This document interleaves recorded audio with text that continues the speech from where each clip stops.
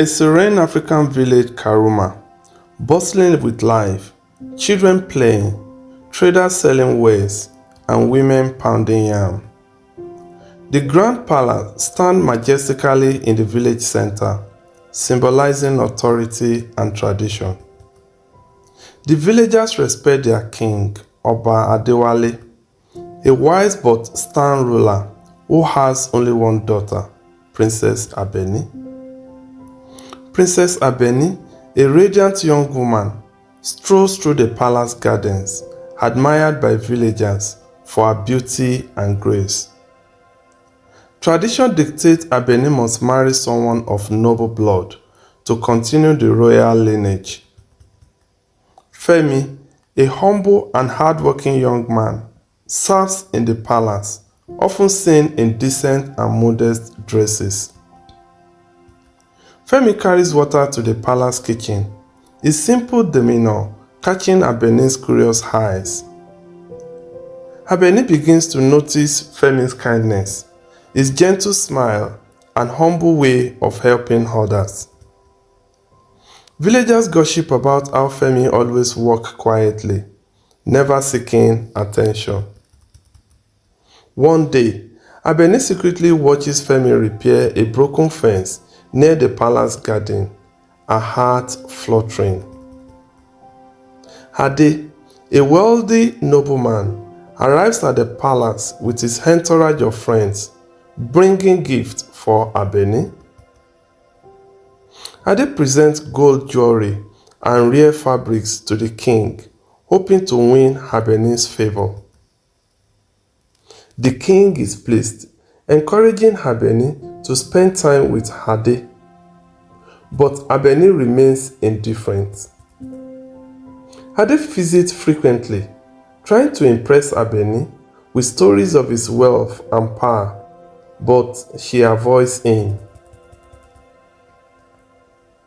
Abeni secretly watches Femi as he walks in the palace courtyard, ignoring Ade's advances. Abeni follows Femi to the farm, hiding behind bushes as he walks the land. At the river bank, she watches him wash his hands, her heart racing with excitement. Femi senses someone watching but sees no one as Abeni hides behind a tree. Abeni lingers around the palace stables, where Femi tends to the horses. Villagers notice Abeni wandering more often, but dismiss it as her just enjoying nature. Abeni's obsession grows.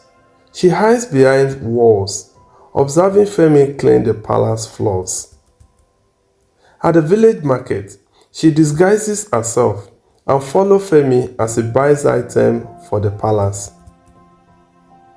Femi catches a fleeting glance of her but assumes it's just a coincidence. The palace guards goes curious as they spot the princess near Femi often. The king starts noticing Abeni's distraction during royal duties. Abeni confesses her feeling to Femi in a quiet moment by the garden pond. Femi hesitates, fearing the consequences, but later admits he feels the same. They begin meeting secretly under the cover of night, away from the palace. Abeni shares her dreams of freedom with Femi, wishing to escape the palace rules someday. Femi comforts her, promising to always stand by her side. One night, they share their first kiss near the village stream. Their love deepens as they spend time together in hidden places. Villagers notice Abeni's glow but remain unaware of her secret romance. Femi becomes more cautious, worried about being caught one day. Abeni reassures him, saying their love is worth the risk. The king observes Abeni's unusual behavior, often leaving her chamber without good reasons. He questions the palace guards, who reveal Abeni's frequent presence near Femi. Rumors spread among the servants about the prince's affection for Femi. The king summons Abeni, warning her to uphold the family's dignity. Abeni denies any wrongdoing but avoids eye contact while speaking with the king. The king orders the guard to monitor her closely, limiting her movement as much as possible. However, Abeni still finds ways to escape their watch, meeting Femi secretly at night. Ade grows frustrated, sensing Abeni's lack of interest despite his best of efforts. The queen advises Abeni to focus on her royal duties, but she remains defiant. Villagers notice tensions rising within the palace as whispers of scandal spread. The king overhears servants mentioning Abeni sneaking out at night. Furious, he confronts her again, demanding she marries Ade. Abeni refuses, declaring she will not marry someone she does not love. The king threatens to disown her, but Abeni remains steadfast. In secret, Abeni plans to escape with Femi, determined to be together. The king assigns a senior guard named Tunde to secretly watch over the princess, suspecting her odd behavior. Tunde notices Abeni sneaking out of the palace at night, but hesitates to report her, unsure of her intentions. Abeni meets Femi in the village market, disguised in a hooded cloak to avoid being recognized. They exchanged hurried whispers, agreeing to meet at the old palace store after sunset. Ade arrives at the palace with more extravagant gifts, including gold jewelry and rare fabrics. The king, impressed by Ade's persistence, urges Abeni to entertain him, but she refuses. The queen privately warns Abeni of the consequences of defying traditions, pleading with her to reconsider. Abeni confronts the queen, declaring, "My heart does not follow rules, it follows love." Villagers gossip about the princess' disinterest in Ade, spreading rumor of her secret affection for someone else. Ade overhears the whispers and grows suspicious, vowing to uncover the truth. Tunde reports his findings to the king, hinting that Abeni might be sneaking out to meet someone else.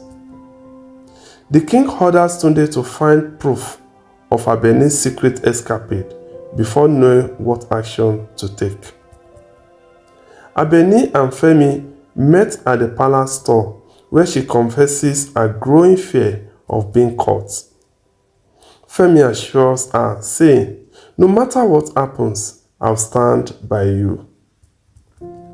Tunde follows them to the palace store, but loses their trail when they escape through a hidden passage. Back at the palace, the king grows impatient, pressurizing Abeni to accept Ade's proposal. Ade begins to bribe palace servants to gain information about Abeni's activities. One servant, eager for a reward, hints that the princess spent time near the palace store. Ade set a trap, waiting at the palace store one evening, hoping to catch Abeni right in the act. Abeni senses danger and avoids the palace store that night, meeting Femi in the forest instead. In the forest, Femi gives Abeni a simple bracelet he carved himself, promising his devotion. The princess kisses Femi under the moonlight, sealing their bond. The queen becomes suspicious of Abeni's frequent absences, but decides to stay silent, fearing confrontation. Ade grows frustrated. His attempt to woo Abeni becoming more aggressive and public. Villagers notice Ade's change in demeanor, questioning whether he truly loves the princess or just her status. Abeni and Femi's secret meetings become bolder, more frequent as they venture together to the palace grounds. One night, a palace guard spots Abeni sneaking into Femi's quarters and informs Tunde. Tunde catches them in an intimate embrace but decides to let them go, saying, "Love shouldn't be punished." Abeni thanks Tunde. Tunde, torn between loyalty and compassion, struggles with his decision. The king notices Tunde's hesitation and interrogates him, but Tunde denies any wrongdoing. Ade grows desperate and confronts Abeni directly, demanding to know why she rejects him. Abeni responds coldly, "You cannot buy what isn't for sale. My heart belongs elsewhere." Furious, Ade accuses the princess of having an affair and storms out of the palace. The king, enraged by allegations of Ade, summons the royal council to discuss Abeni's behavior. Abeni overhears the meeting and decides it's time to take drastic action. She sneaks into the royal archives, searching for ancient texts that might justify her love. The text reveals stories of past princesses defying traditions, inspiring Abeni to fight for her love. Meanwhile, Femi becomes a target as palace guards harass him daily during his duties. Femi contemplates leaving the palace to protect Abeni, but she begs him to stay. The king confronts Abeni, saying, "You shamed this family with your reckless actions." Abeni boldly replies, "The only shame is denying love its rightful place." Tunde, feeling guilty, confesses to the queen about Abeni's relationship with Femi. The queen, torn between duty and love for her daughter, warns Abeni to be very careful. Ade gathers a group of allies, including wealthy friends, to pressure the king into forcing Abeni's hands.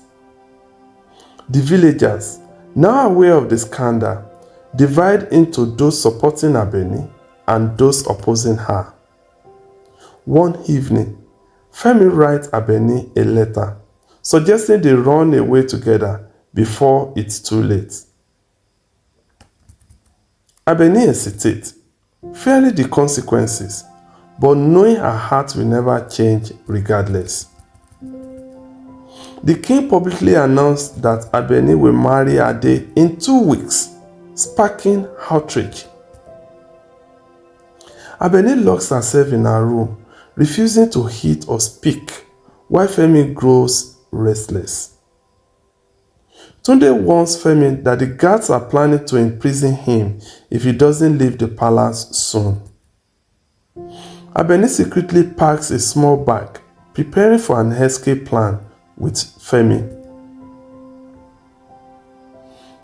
On the night of the wedding announcement, Abeni and Femi meet in the forest, finalizing their plans. The queen discovers Abeni's absence and alerts the king, who orders a search party. Abeni and Femi hide in an abandoned hut where they spend the night planning their next move. The villagers whisper of the princess' disappearance, with some blaming Femi directly. Inside the palace, Abeni stumbles upon a lantern and accidentally knocks it over, igniting a curtain. Femi tries to put out the fire, but it spreads quickly, fueled by dry wood and fabric. Guards noticed the smoke and raised the alarm, but the fire has already engulfed a large portion of the palace. Abeni panics but refuses to leave without Femi, who helps her escape through a hidden passage. Villagers gather outside, horrified as flame consumed the majestic palace. The king, alerted to the fire, orders the guard to follow after the princess and her lover, letting them know he's ready to support them with everything possible. It was, however, too late, as they never returned to the palace.